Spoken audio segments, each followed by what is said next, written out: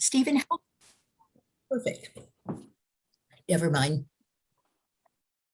Oh, Hello, everyone. Welcome to the Mirowitz Center Zoom program this afternoon. Give everyone a minute to come into the room. The big sign in Hello. front of the. How do we get rid of this? What's the matter? There's a big sign here. The meeting is being recorded by the host or person. just hit Meeting or continue. got it. It's only on yours. I'm sorry. It should go away. Chris got it. Okay. Hi Okay. there. Hello. Welcome and thank you everyone for joining today's program. Welcome Ellen Futterman, the editor-in-chief who will moderate today's program. Ellen is a well-known and highly respected journalist whose participation in today's program is greatly appreciated, given her very busy and hectic schedule. We also welcome Marian Brickner and Susan Fadum, who collaborated on her Self project, which captured the faces of St. Louis women in Marian's photographs and Susan's word portraits. Marian has published more than 70 books, most of them featuring animals. Her compassion for bonobos, am I saying that right? Right. The smallest ape on Earth and on the verge of extinction in this century has fueled her passion as a wildlife ambassador and led to photographic contributions in several books.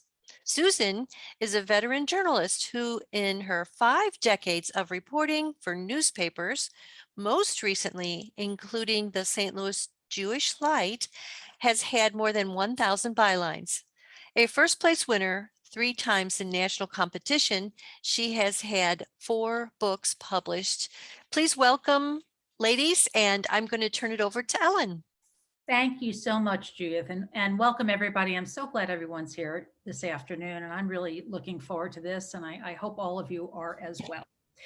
So before we get started with questions and so on, a couple of things. First of all, as you have questions, I would invite you to type it into the chat, or we'll have plenty of time toward the end to hear your questions. So whatever you're the most comfortable with, if you want to put it in chat or you want to raise your hand and we can call on you, that kind of thing. But before we move into that, I'm going to turn it over to Marian and Susan and let them tell you a little bit about the project, its genesis, kind of what it took to put together the book and the show that represent 57 women between the ages of 63 and 105. So I don't know which of the two of you would like to begin. I know Marian, why don't you start? You got involved before I did. Okay. All right. So, hi everybody. My mission has always to illustrate, and it turns out to be photographically, it could be many other methods, to illustrate that everyone who has a body has a life. And I want to illustrate that they have a life. So I've chosen to photograph animals because they're more willing to look into the camera. And I'm always looking for the genuine look.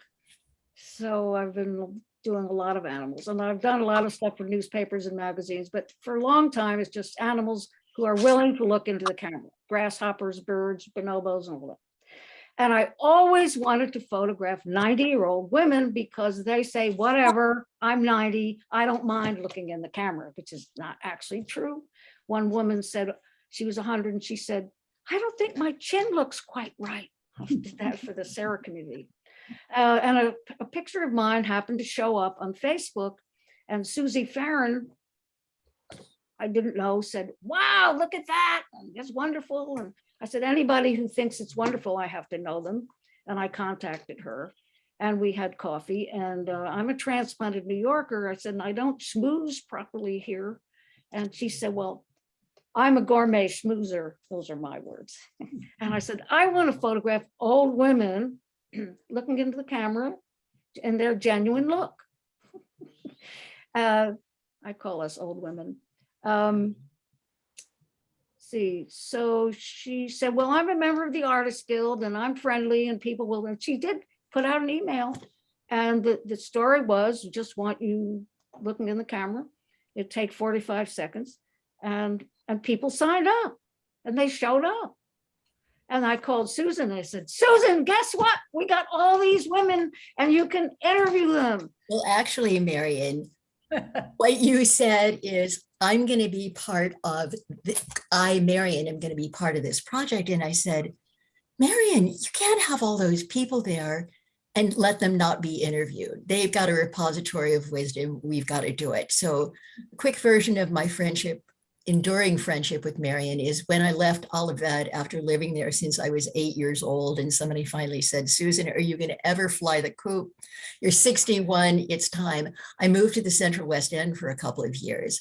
And the very first person I met was Marian at the Schlafly Library. I had no internet access, and she was delivering, it seemed like a lot at that time, maybe her 10th out of what is now 70 and will soon be 80 or 90 books that she's published. So she was dropping off her latest book at the library. She told me about herself. I said, oh, you'd be an interesting story. So we started collaborating, became friends.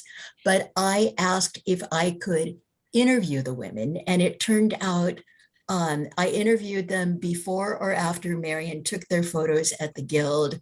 I had either 5 minutes or 45 minutes. It was whatever. They would sit down with me. I used a tape recorder, and the very simple question we came to use with them, and this is a really good lesson in interviewing. It really isn't the magic question. It's taking the time to listen. And the question we came up with, and in this case, the women had the question beforehand, but it wouldn't have mattered. And it was, what are the surprises upon reaching our age?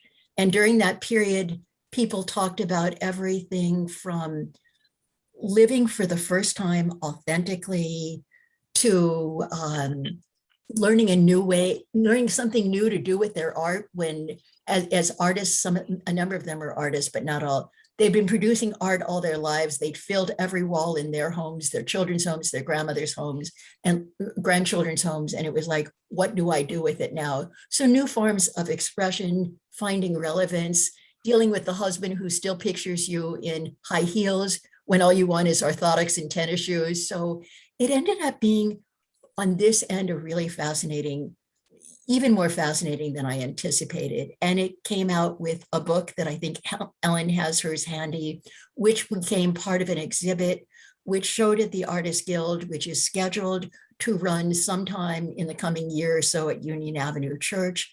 And it is also at this point a book on Amazon, and it's called Herself. And it is like the project that keeps on giving. So we've got the package of, here is what I look like, here is what I think. And it was all done actually 2+ years ago. We had a 1-year delay because of the pandemic, but we actually got to have an opening at the end of August, this past August, at the Artists Guild.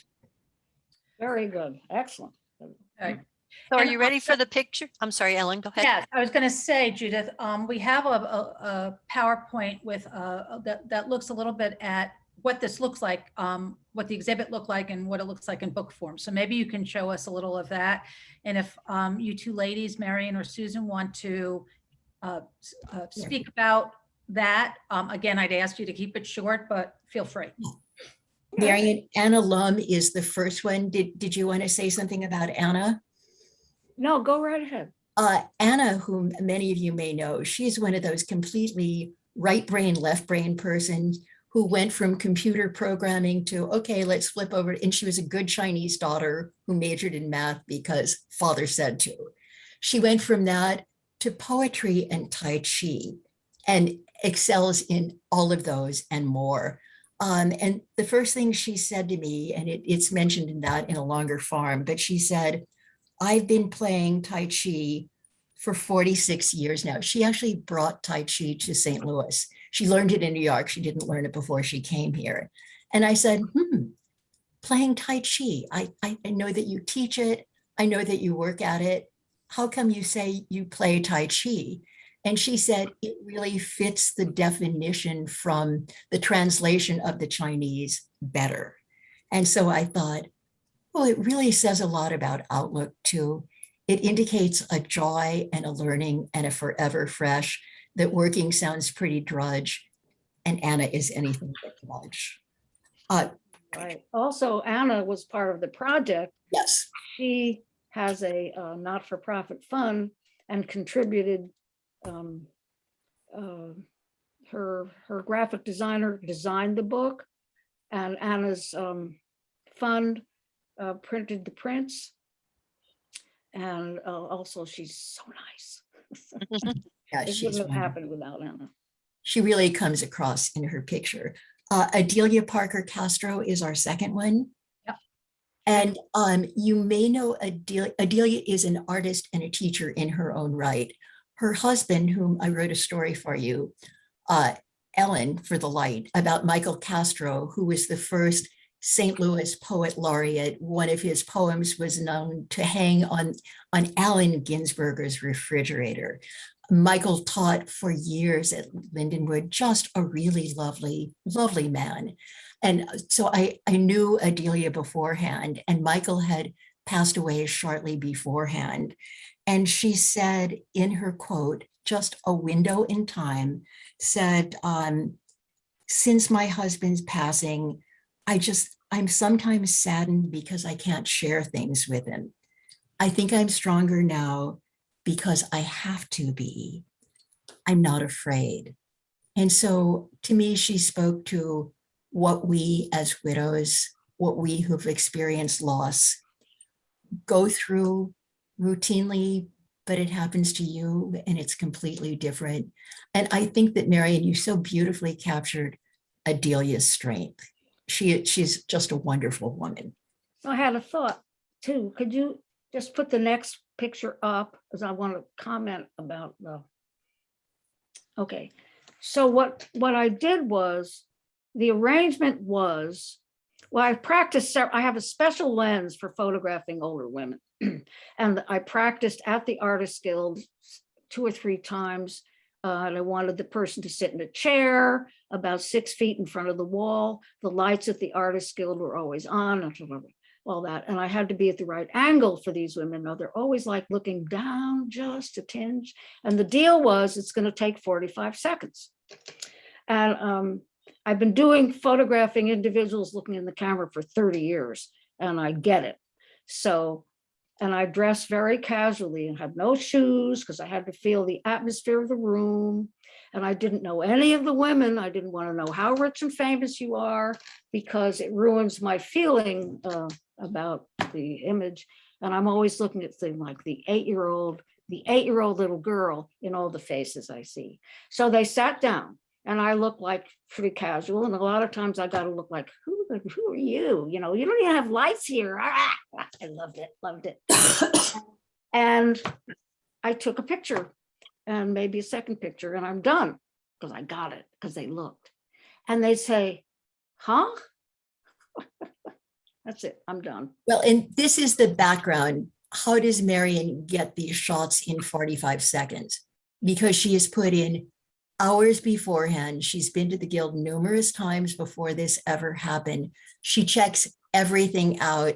And anyone who's used to working with photographer, and if they don't take 100 shots, you quote, didn't get your money's worth. And there was no money exchanged with them buying pictures. You know, if that happened, it happened later. That's how Marian prepares. Yeah, thank you. There was no money in this. People did not pay. Everybody got their picture, you know, right away. But nobody paid anybody for the project. So that was part of the deal too, because at the end they were allowed to purchase their print if they wanted to. But anyway, the fact that there was no money, get an atmosphere over the project that was very helpful. Since Ida Steinberg is up on the screen, and some of you may know her, and Ida's the kind of person I wish I had always known. I just met her through this exhibit. She is an artist. The initial group of people, which was 20 plus people invited by one woman, were artists, and then we diversified, and then they invited friends who invited friends. So I actually thought it was really interesting to have people in different fields, different ethnicities, and all kinds of things. But Ida was one of the many, and she said it very well. You know, in my elder years as an artist, I'm not so interested in producing stuff. What are my kids going to do with it? And I think we all face that. Like, how many more roses are you going to hybridize? What are you going to do? And Ida said, what I've been trying with moderate success, because it takes discipline, is just to draw. A lot of it is scribbling. It's almost like automatic writing. Your hand moves across the page, gets inspired by what came out last. It's really wonderful. And that was the 8-year-old child that Marian was saying that she was looking for. So many of these women have that. You reinvent yourself and find a new way to have joy. And in the case of an artist, it doesn't have to be the size of a billboard. Should we do maybe just one more, the fifth? Yeah, one? why don't we do one more and then we can get to some Yeah. questions and certainly the group's questions. Good. I think that so many of us as parents, when our kids are young in particular, it's, and this would be, I'm sorry, this is the next one, Judith Jane Olsen, although Bonnie would have been valid too. Anyway, in disciplining our kids, we hear our parents' voices coming out of us and we go, whoa, where did that come from? But Jane, and this was like right off the bat, after being asked the question, what surprises you upon reaching this age? Said, and I only wish you could see her hands in this, they're actually lovely hands. She said, my hands are my mother's hands. Our knuckles are the same. And I thought, yeah, it's those subtle and not so subtle resemblances that we carry a legacy with us. Okay. Thank you. And Ellen, if there are questions that you have. Yeah, actually, Susan, I'd like to start with you. I know you limited the number of words to 77 to tell the stories of these women. And as a journalist, I know that it's people don't realize how hard it is to write short as opposed to dumping your notebook out in a story, you know, and having everything there. People think those longer stories are more important. But what I've learned in my 40 plus years of doing it is writing short is an art form. It's very difficult to do. So I'd like you to talk to the group a little bit about the choices you made as to what to include and what not to include. Yeah, thank you for asking. You're right. For you and me and anyone who's written for publication or anything else, it is so routine that you don't even think about it. And you don't ever use all your notes. And I think now with people being able to do both online and print, they might, be able to include some of the stuff that just would be left on the cutting room floor in a different era. But it's quite typical. And I don't know how we came up with, okay, Susan, you will get 77 words. So some of these interviews were 45 minutes because given the chance and when someone is on a roll and they were waiting to have their picture taken, we just talked. And, those who interview, it's so much about listening and you never know when the gems will be coming out. So I was just guided by what the women said. And it was, one saying, if I could shake the body of my 40-year-old self and say, take better care of yourself. That kind of thing, they self-select. And then, there was one woman who was 105, and she said her surprise upon reaching her age was that she was alive. And her niece was part of it, a great niece. And within a few days of the exhibit, of Marian taking the photo, this woman, Norma, the older woman, passed away. And so, we included it in a footnote, but the family, it's a tribute to Marian, thought so much of the picture that that's the picture they included in the funeral program. So it really had an impact in ways that we couldn't have imagined. Yeah, there was one other thing about the 77 words. Yeah. The graphic designer Yes. said, in order to have the words looking very poetic on the page, Susan, 77 words, that's it.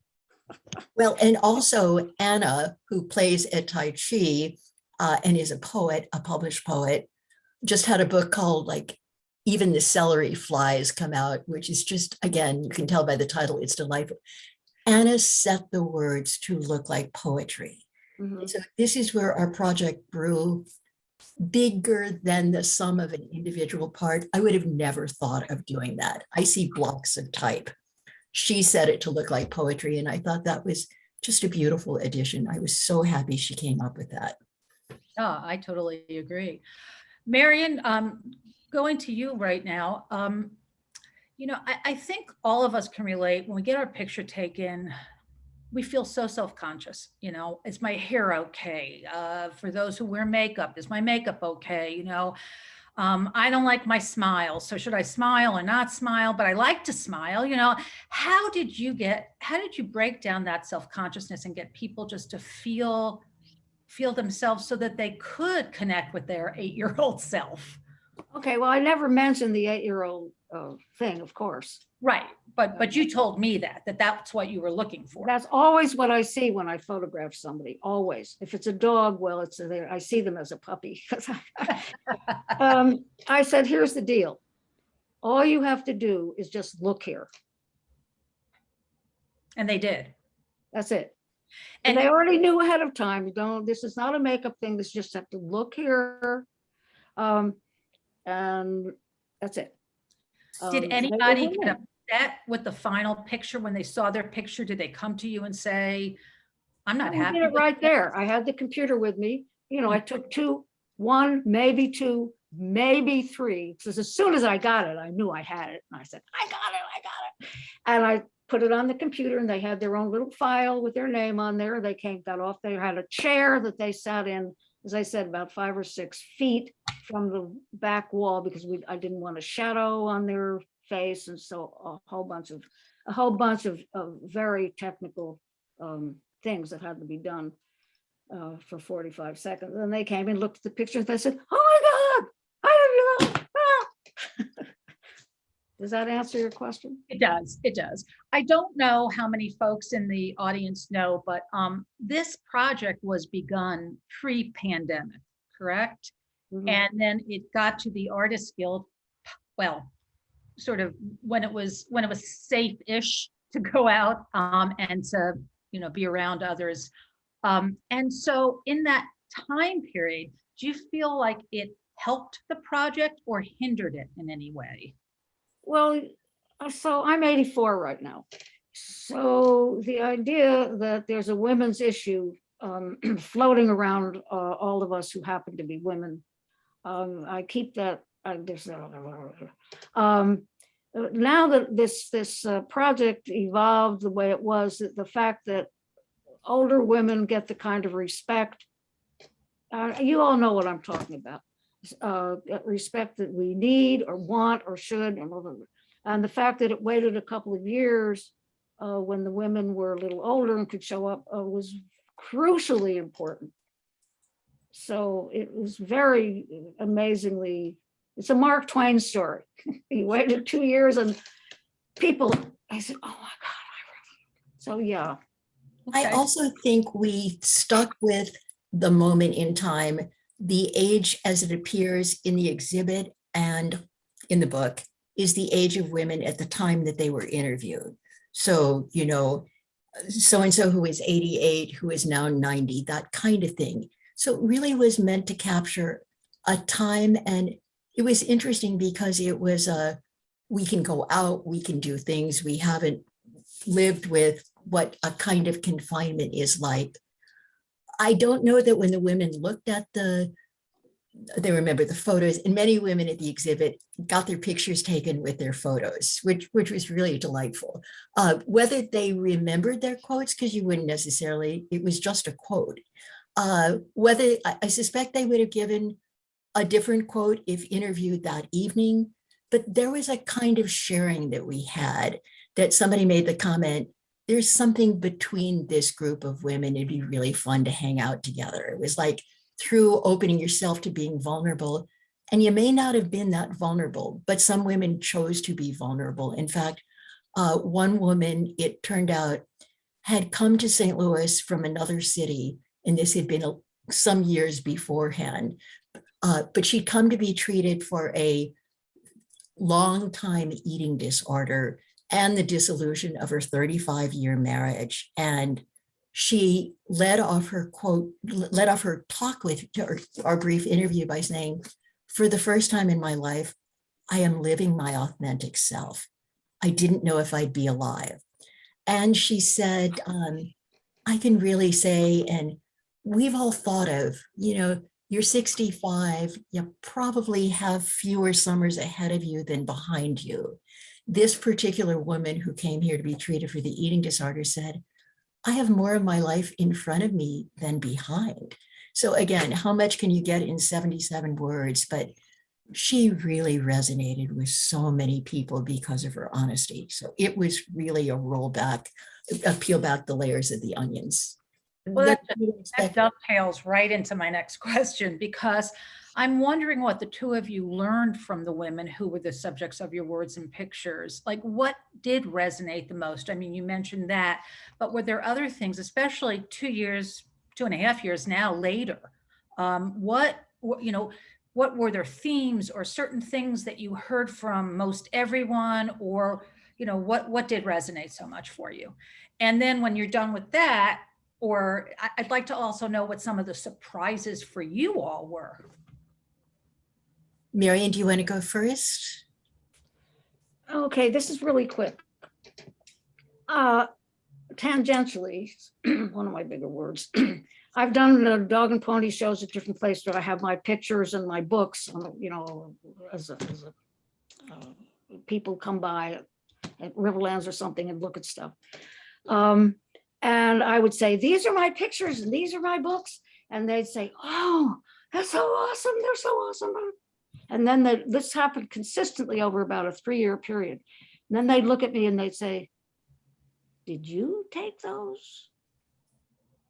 This is after I said, these are my pictures, these are my books. Oh, they're wonderful, wonderful. Did you do that?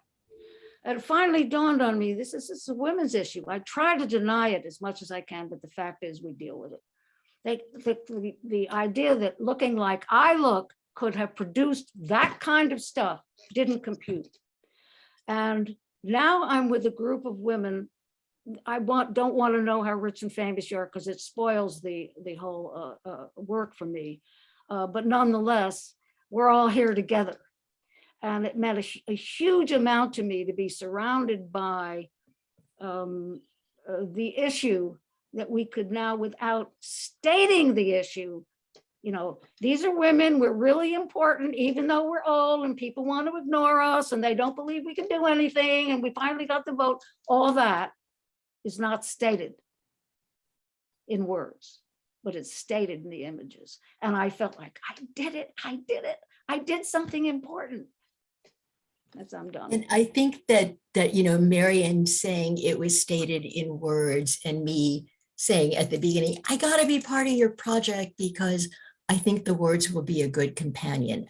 I think they really complement each other. And Ellen, I'm going to fold both of your questions together. If that's okay. Sure. What came from these women, no matter what their professions, and in case of artists, many were still producing. In case of those in other fields, they had retired, gone on to other things. I think that they wanted to still be creating and producing, that creating and producing didn't necessarily relate to having a full-time job, that someone might have been a full-time teacher, and by God, she was now going back to school to be a registered nurse.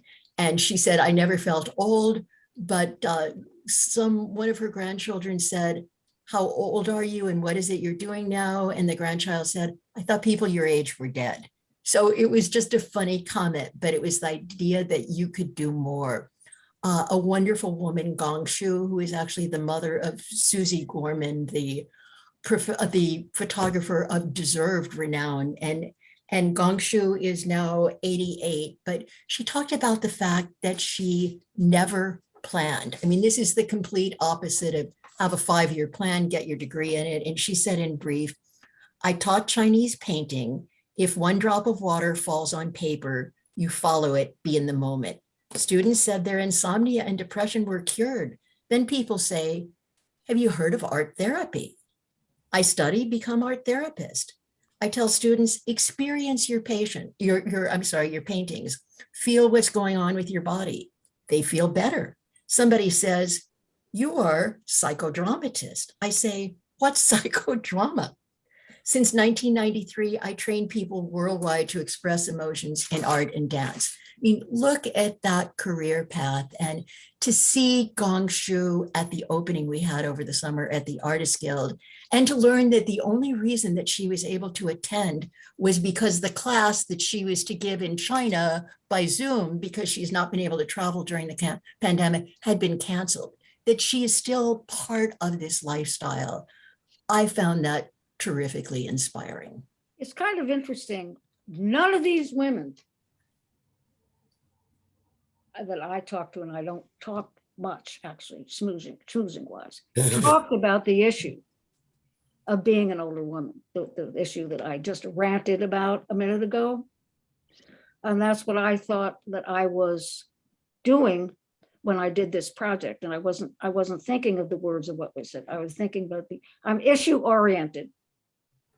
Okay, I'm But done. you also gave them a voice, and some of them I could overhear, continued that conversation with you afterwards until your next subject came along. So it was out there if they wanted to comment on it. Well, I didn't hear that. Before we turn it over to the audience, I've got one last question, and hopefully it will set the stage a little bit for the folks listening to be thinking and want to ask some questions of their own. So what can we as audience members and older women, I saw that there was one gentleman on this Zoom call, so I apologize, but as audience members and older women, extract and apply to our own lives. And I'm going to just say, I was telling Judith and Marian and Susan before we got on this call, I just celebrated a big birthday, and it was 65. And it's kind of a weird thing because it's true. You know, I think I've lived more of my life behind me than what's ahead. But then, and I think, oh, Norm Macdonald died at 61 and this person at this age. And then I read that Mel Brooks at 95 is what was writing, the History of the World Part 2. So, there's this whole continuum out there. So I wonder what lessons or things that, as we've been talking about what resonates, but what you all took away from this. Oh, can I say something? Yes. Yeah, we'll start with you. And then, as I said, the audience can feel free. I don't see anything in the chat. So if you want to raise your hand or somehow let us know, because we'd love to hear from you. But yes, please. Okay, well, I'm quick. I'm currently 84. I'm working, a New Yorker, I guess. I'm compelled to create images and things that cause what I call an inadvertent smile. I just started something called Chat with Marian. I put the chat with me, it's on the once a month on Facebook, and we're going to have a topic of conversation, whatever the topic is. I want people to see me being old and wrinkly. I love this. My friend sent me wrinkle cream, but I don't use it because I want them to see I'm doing stuff. I have energy. If I can do it, you can do it. And I feel that very, very sincerely. Okay, I think that's it. Yeah, and I think, Ellen, and this dovetails with what you said. I am so happy to see people celebrating birthdays when they post it on Facebook. It's like and Ellen, you may think yours is big round number, but I've experienced bigger and rounder. But it's like every day is to be savored. I had a friend who was, when she was in practice, an interior designer, and in her house she designated a balcony for throwing confetti. And it is exactly what Marcia Smith, the noted black and white avant-garde incredible designer, meant for that balcony to be, because there's always something to celebrate. So I really believe in that. And I think that's what came through to these women. Someone said of Martin Luther King recently, of course we remember what he said, but do you think he said, I've got a complaint, that we would be quoting him today rather than I have a dream? And it doesn't mean that we're not sad some of the times, but it is that ability to savor and be in the moment. And as one of the women said in her quote, she had just finished writing a play. It took 10 years with one of her high school friends. And she said, by focusing on short-term goals and process rather than, oh my God, and then we'll workshop it and what will people think, she was able to make something tangible. So there are different mindsets that we can use to accomplish things. I think the fact that some of the women, what they liked about their embroidery or whatever it might have been, the quote was, and I leave a mark. And that mark is a kind of a legacy as well as a mark on a canvas. So I think that's all important to it. And I think it's good to talk about. And as women, not to discriminate against men, but I think we do tend to share things. And one of the women in this, whom I'd interviewed a couple of times earlier in different contexts, she got it. It is about continuing to regard ourselves as productive. I mean, you could be losing your eyesight. You could, be homebound to wherever your home is, and it's probably not the home that you were living in and raised your kids in or grew up in. But there are still things we can do. So the women we talked to, and had we gotten a different audience of women, it might have been different. They were really grateful for what they were able to do. Yeah. So it sounds like there was an overarching optimism Yeah. among them. Did you go find that surprising? Because Not so much about wearing the high heels that the husband still imagines you wearing when you only wear tennis shoes. But yeah, it's a by God, and I can do it. And in some case, they learned brand new things. Like one woman said, I quote, and this was in her late 60s, I feel like I'm still growing up. I think that such and such is my medium now. And she said, but I just came back from vacation. Mind you, this was also pre-pandemic. And she said, I bought myself some new watercolor brushes. So something was telling her that there are more chapters to come. And I think that's a great way to live. Absolutely. One question from Susan Williams. Is the exhibit still at the Artists Guild, and how long will it be there? I can answer that. No, it is not no longer there. But I do think that there is a plan for it somewhere else. Maybe you can tell us. And you also, the book itself with the photos and the words is available for purchase. So Susan or Marian, can you just fill in the blanks on what I said? Yes, it is scheduled to be at the Union Avenue Christian Church, which, does its summer opera season, is the kind of church that has in its mission statement to foster the arts in the community, which is really wonderful. It's scheduled sometime in 2022. The book on Amazon, and this is, I always thought I was a Sherman, my maiden name, so I was in the S's. I moved up to be a Fatum with an F, and now my husband is actually last name Anderson, but when we married at age 70, which Ellen wrote about exquisitely, I figured it's too late to change my name, but because I am still an F and Marian is a B, look under Marian's name on Amazon. You won't find it. Also at the Artists Guild, there's still several. It's still there, but yes, it is. You can pick it up at either place. And I didn't think I would, but I ended up buying a lot of copies of the book for family members of all ages, for a 91-year-old dear cousin. I didn't know that. To me, it was a project, and I've seen through other people's eyes that it was more than a one-time project. I think there are definitely takeaways in it. Great. I don't see it. Does anybody have a question that they would like to verbally ask? Because I don't see anything in the chat. This would be. Diane has her hand up, her computer hand. So if you want, Diane, you want to unmute? Well, yes, this is really fascinating. And one of the things, I've never seen Marian Brickner before, but Hi. when you said, as long as you have a body, you have a life. And immediately, part of me said, hold on there. I think the spirit's very important. But what you've said subsequently to that, emphasize that you think the spirit of a person, the 7-year-old, whatever, is important. I was just thinking that it's our spirit, I think, that comes across, and maybe differently at different ages.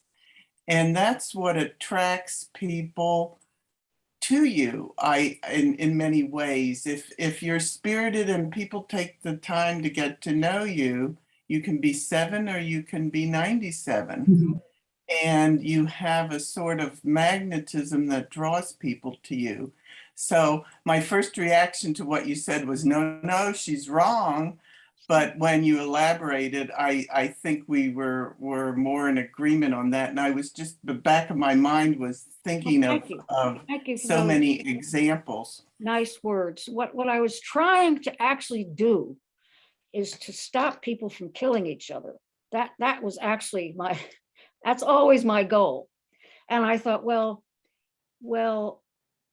if we can show that's so subliminal, nobody gets it. And I haven't gotten anywhere with my project about people stopping killing each other.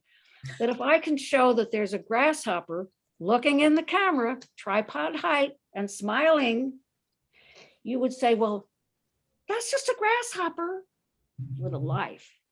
Maybe the next person we look at is a person with a life. So being a subliminal sort of thing, I thought if I did that, that you would get it, that people would get it, and therefore a life is valuable. That's my whole training for the Ethical Society. It says life is valuable, no matter what kind of a body you happen to be living in. There, see. Michelle, you need to unmute. Hi, it's really good to see you, Susan. And Marian, I don't know if you remember, we met years ago at a U City Symphony Orchestra fundraiser that you participated in with your beautiful animal images on greeting cards back then in this print. Thank you. When you're talking about invisibility, there's another population that I can't help but think of, which is one I've dealt with a lot, which is people who are differently abled. Of all ages, but particularly the older people who are confined to wheelchairs. And I think that they also become very invisible. And even when you talk about Diane having, you know, the body and the spirit, I think that they are often dismissed. They're overlooked in terms of their physical height relative to being in a crowd of people. But I also think that when people see a broken body, they forget about the brain. And I don't know if this is a topic that's of interest to you, but I would hope that this could be considered by somebody as a future project, because I think it would carry on the theme that you've introduced. Well, it's a great project. You just. Michelle, that is wonderful. Marian and I have said this project could have legs. We could do it with other populations. Marian mentioned Men. she had photographed nuns in a community. And my reaction to that, which prepped me for why I wanted to be part of this one, which you told me about it, is I said, I only wish that I could have been part of that. Studies have been shown that nuns are such a good population because for those who stay in the order, they're in it a long time. They live together. There are certain influences that come into their lives and certain that don't. There was a study that showed that those who had more verbally expressive diary entries when they were younger tended to have more ability to communicate as they were older. Michelle, that's a terrific idea in terms of doing a population with a disability. We'd love to do men. There are all kinds of things. And men could prove to us that they would be able to share as easily about what's going on. When I started to say, one woman in the group who was interviewed said that she really cherished her women's friendships more and more. And it was because they had shared externals. We got married, we had kids, we did this, but they had also shared bodily issues and things that had gone on. And in her case, this was in the case of a quilting group at her church, but that they were able to really put it all out on the table. So Michelle, I would very much like that. In another career, I was part of writing a style book that went on out to reporters after the American with Disabilities Act. And it was advising the media that you are not a diabetic, that you are a person with diabetes, and that it goes on from there. Really good idea. So we're open. Other questions? Can I speak if you can't hear me? It's Patty. Hi, Sure. Patty. Thank you. Hi, this is wonderful, and you're also articulate. I'm just wondering, in this particular case, so many of these women were in the creative arts. And I wonder if it's possible that people who have that creative mindset find it easier, a little more natural to see life as always, as there always being more to it. I want to comment on that. I'm not exactly sure what your question was, but here's my response to be not sure what your question was. For reasons which I have no clue. So for 6 years, I was one of the photographers for the St. Louis Review, which is a Catholic newspaper. And I'm not Catholic. And I did a lot of photographing of the Archbishop Burke. I adored the Archbishop Burke. He had all these gorgeous outfits on, and he had people behind him. You know, Catholic people have all kinds of outfits. And I would photograph him doing certain things. And he'd be walking down the sidewalk with a whole troop of Catholic people with these outfits on. And I saw the 6-year-old boy every time I looked at him, the 6-year-old anxious boy. But when I'm photographing, I have no clue how this has happened. But that's what I see. If that answers the possible question, Yeah, what I'm and- seeing directly is that, and that's what I'm photographing. And people, it's not the body that they're normally. It's very strange.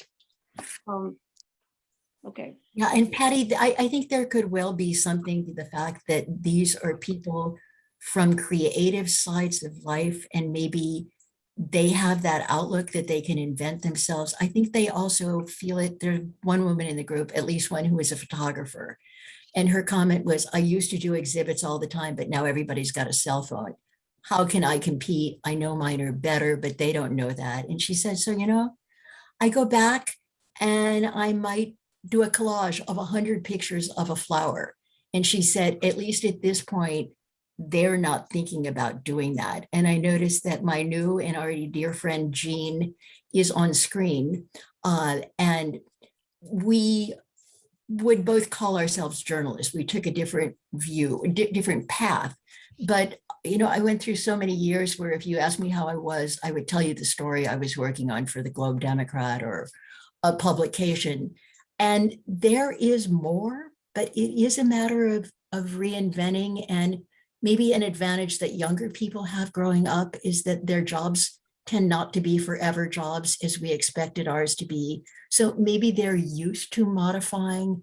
But I think for any of us who, I worked 17 years at the Globe Democrat, I knew I'd never work anywhere that long again, and I never have, but I would still be there today if it hadn't closed its doors.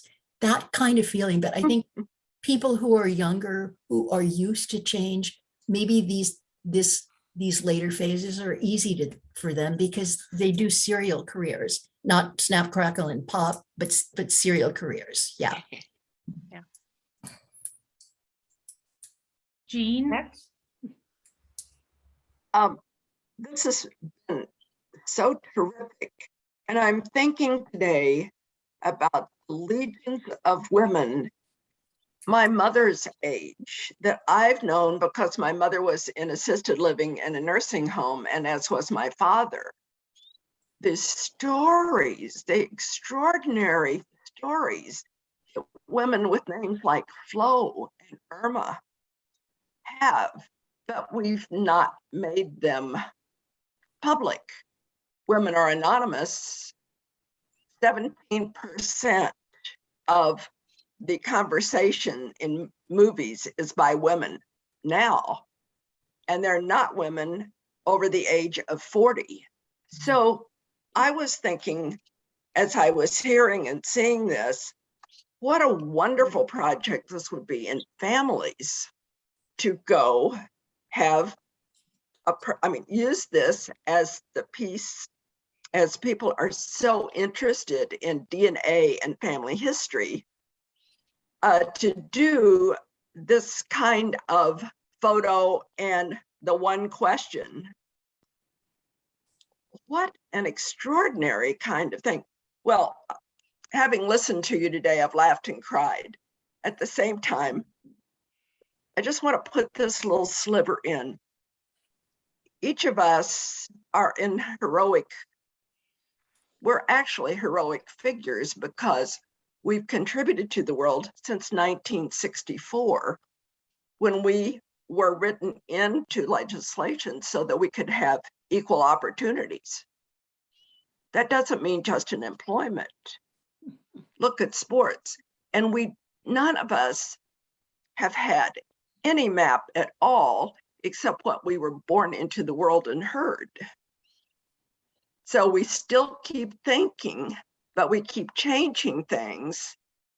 And what you've been doing here is putting women into the imagination of your audience. Women are not in the imagination of Americans. Journalism women have done quite a bit, but it's been through structures that are a male conversation. Don't get me wrong. I say the same thing to a lot of white guy CEOs. It's simply that the conversation has been dismissive and continues to be. So what do? You can complain about it, or you can make new structures, which is what you've done. Yeah. Thank you for letting me in today. Thank you so much Thank for you. saying that. This was not in our original purview. Exactly. I mean, I thought it might have impact. Marian knew her photos would be well received, but it could have been just something on a wall, which would have also been excited. How many get the opportunity to be part of a real life art exhibit at a real life gallery? And they couldn't serve wine because we had to wear masks, but it was nonetheless very exciting. But we didn't know that it had those kinds of legs. And Jean, what you bring up is we listened. Marian looked and I listened. And I noticed even my 8-year-old granddaughter had to recently write something about her hero. This was just an in the moment writing. And she listed her mom, and she listed many wonderful qualities. And she led off with saying, "My mom listens." And I thought, wow. And this granddaughter in particular is an old and wise soul, but she already understands what it means to be listened to. And that's really what we were doing. And just to interject too, as a journalist and in what's going on in journalism today and in the world, we're so youth driven, youth.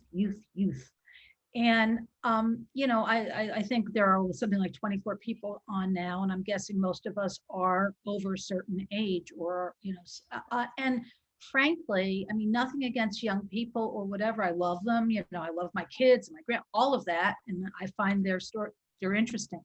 But give me a person, a woman who has lived her life and can talk about it. And man, there's so much to mine there. With men too, but there is something about aging that is spectacular.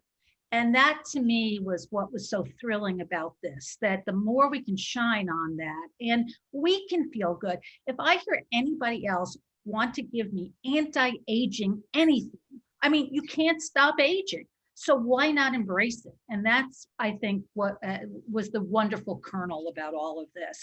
There are so many ways to live a life, and there's so many ways to get older. Anyhow, I saw somebody, Diane. Diane. Well, I have so many ideas bouncing around in my head, brought about by what everybody else has been saying. And I think Michelle mentioned the thing about different disabilities. And I thought about those with not only physical, but mental disabilities, and how recently we've heard about people with Down syndrome making tremendous strides. So and I have relatives who have autism. It's amazing what some people can do when we encourage and give them the latitude The other thing about the creative fields, I was in engineering school in college, and usually in any group I'm in, I'm the only one that's in engineering school. And at that time, I was one of the very few women. Now there are more women in engineering, but I was thinking of the creativity as evidenced in engineering, which some of my guy friends, and I was in many classes where I was the only woman. And honestly, I will say we were not discriminated against. Some women like to say they've always faced discrimination. In that setting, we did not. But so that's a different type of creativity. And as far as the youth-driven thing, I have posted about that on social media, and people who know me know I'm a baseball nut. The former Cardinal manager, Tony La Russa, was very successful this year with the White Sox at the age of 76. So we are having people on the national stage who do wonderful things, even in sports, at an age when, and there are pitchers who are 40. So, you know, people are pushing the limits in all directions. I just, you know, I was thinking of all these things as people were mentioning different aspects. Absolutely. Thank you, Diane, who I is think we also may have- another classmate, as are several We others. have, time for one more question, but I don't see anyone's hands up. Might we ask if, and again, if you'd prefer to share it on chat, but if ask the question, what are the surprises upon reaching our age? Is there something that you would jot down? This does not have to be a big thing, but I'm betting that there's more in it than you think there is. Anybody want to? Share it, that'd be even better. Yeah. Jean? I will share. My name is Sue Williams. And I'm going to be 78 in another month. And a couple of surprises. First of all, that I'm going to be that old and don't feel that I'm going to be that old. And the other thing is that I've just never gotten tired of learning new things. I've been a lifelong student. All my life studying languages and a variety of other things, and was a teacher. I've, I actually have thought a couple of times, maybe I need to go back and get a PhD in something.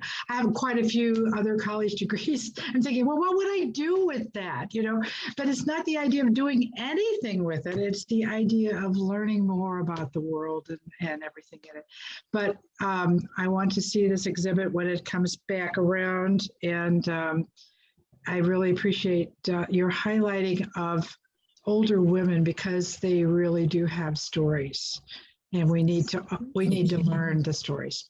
Thank you. And Jean, you have your hand up. Jean? Yeah, Jean, very quickly. I think it's really important for each of us to understand and think seriously about this. There are a number of things that only you can do. There are a number of things that only I can do.